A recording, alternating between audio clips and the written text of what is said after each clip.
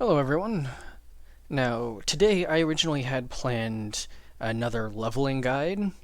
However, there's been a bit of a technical issue, and I'm obviously, if you've read the title, that's not what I'm doing today. It got all messed up, so I'll be putting that out next week, but I still wanted to put something out today. So I was kind of thinking of something I could do that would maybe be a bit easier, but also kind of fun. And I thought I'd go over my top 5 favorite characters in the game. Now, there's no like hard rules on this, like only one of each class is allowed or whatever. This isn't like the top 5 best characters I think in the game, but just the ones that I think are super cool, super fun, either from a gameplay perspective, design perspective, story perspective, combination of the three. Though I will admit, how strong they are in the game is an influencing factor, I won't lie. But yeah, let's go ahead and just jump into it. Starting the list off at number 5 is going to be the Red Knight. Now, the reason why I like the Red Knight, a huge reason actually, is his recruitment quest. He's just such a bastard. Like, so evil and irredeemably awful.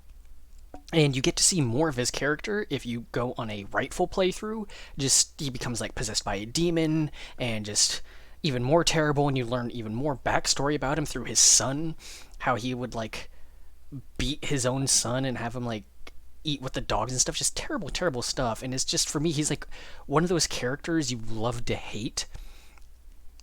He has a pretty edgy design, but I am a fan of it. I think it's, pretty cool.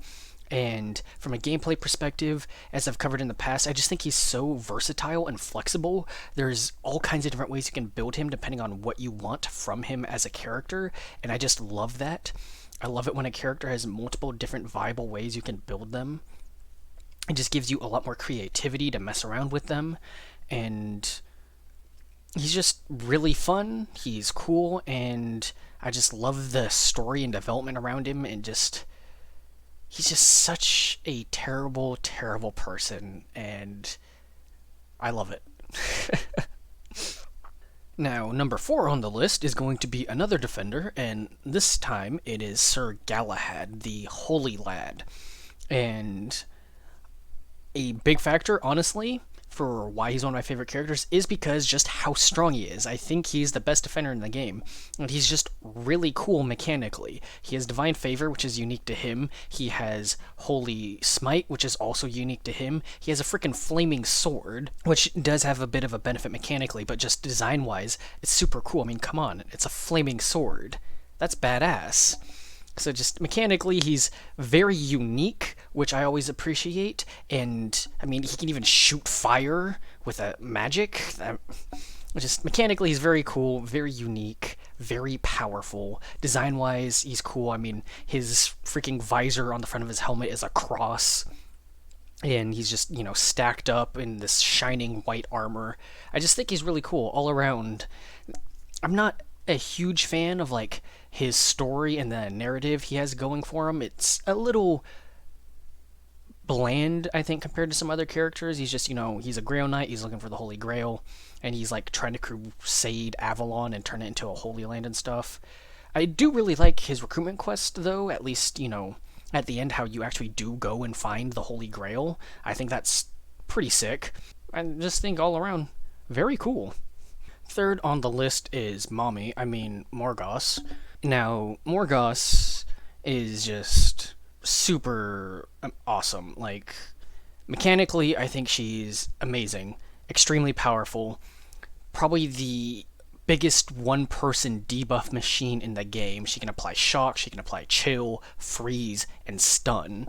And then on top of all that, she can also wall of ice, and she has ice plates. I mean, she just has so much in her kit, and she's a sage. Like, you look at the skill tree, this doesn't look like a sage's skill tree. This looks like an arcanist with like some other stuff mixed in there. She's just crazy strong, I think. She gets compared to Merlin a lot, and I think she's often overshadowed by him. I think he may be a little stronger, but I think she's still incredibly powerful. Hands down, the most unique sage like not even close. Her entire skill tree is like 90% different.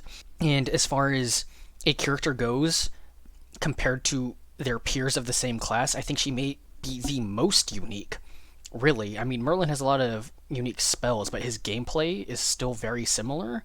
Or maybe Fairy Knight may be a good contender, but she's definitely up there. And that just really stands out to me when there's a character of the class and they're just like completely different.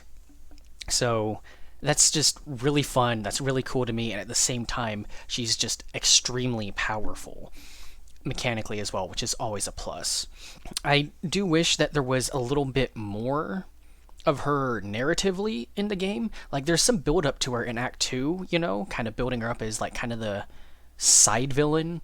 She's doing some weird stuff with the picks, but then when you get to her, it's just like, hey, let me join you. Okay, sure. I feel like if they maybe put her in to have a little bit more interactions before the final confrontation, that probably would have been cool. But aside from that, I think her gameplay and her uniqueness on a mechanical level is just so up there and just so cool that she's just shooting up on my list right into number 3. And number 2 is Lady Morgana. And straight up, when I first loaded the game, saw which characters belonged to which alignment, Morgana was a huge reason why I went Old Faith on my first run. Out of all the characters of Arthurian legend, she probably has some of the highest name recognition. Probably only really behind Lancelot and Arthur himself as far as the public sphere goes, because she's adapted into so many different other mediums. And I think that the game does her justice and does a good job of really bringing her forth as this, powerful, almost kind of enigmatic sorceress. They kind of tease some things here and there, how like the Lady of the Lake is, don't trust her, she's just looking out for herself, she's just planning and, scheming behind your back. And I think it would be really cool if they maybe built off a little more on that, maybe did something with that, just some other lines or something to just keep playing on that. Skill-wise, not too different from a lot of the other Arcanists, but she has this huge ice theme going on that I think is really cool. And mechanically, I think she's one of the strongest Arcanists in the game. Glacial Strike is super good. Ice Thorns is super good. Ice Wall is really good. Mechanically, really good. Narratively, just love her. Can't help but not love her. And admittedly, some influence from other mediums leaks into that a bit. And design-wise, I think she's super cool. How she's just kind of like floaty and like her dress kind of goes off and she almost looks kind of like a ghost from the bottom half. And I mean, I just really have to say the artwork they did for her portrait is just beautiful as well. They really nailed Morgana, I think, and I'm a big fan. Now, finally, at the number 1 spot, I don't think this may come as a huge surprise for some of you, but it's the Black Knight. The Black Knight is just super cool. I love his design. It's a little edgy, but it's cool, and his weapon is like that pole axe. That's, sick. And 100%, he was a huge reason why I chose Tyrant for my first alignment, because the Black Knight, I think, has a fair amount of like pop culture recognition because of Monty Python and the Holy Grail, if nothing else. I mean, when I saw Black Knight, that's the first thing I thought of. So come on, I have to get the Black Knight. They even have the achievement, it's only a flesh wound, I think it's called, where he goes into a mission with like vitality damage and 2 injuries. It's great. You love it. His mission, is nothing too special, I think. Nothing super cool narratively. I do like his cameo in the Red Knight quest line. But when we get to him mechanically, he's nothing really special for the most part when it comes to the rest of the champions, except for Leap Attack. Leap Attack is super, super strong. I love it. It's a cool move, has great animation, cool sound effects, and just super strong. I think it really catapults him to being the strongest champion, or at least the contender. I know some people like the White Knight for that slot. And champion's just one of my favorite classes to play as well. So he's my favorite of the champions and my favorite class to play. So just feels pretty natural and fitting that he would end up on my number 1 slot. Now, I just wanted to give a couple honorable mentions here at the end. Probably would be Mordred. I really like him. He's a really good main character. I think they did really well with him. And Lancelot. His voice lines are not great, but he's super unique, and I always like that, and I think that makes him really cool. So if I had to pick two runner-ups, it would probably be them. That is it for my top five. Just a sort of mix of who I think is cool, design-wise, story-wise, strong mechanically. It's really fun, going back and trying to assess who is my top five, and why. Who doesn't make the cut?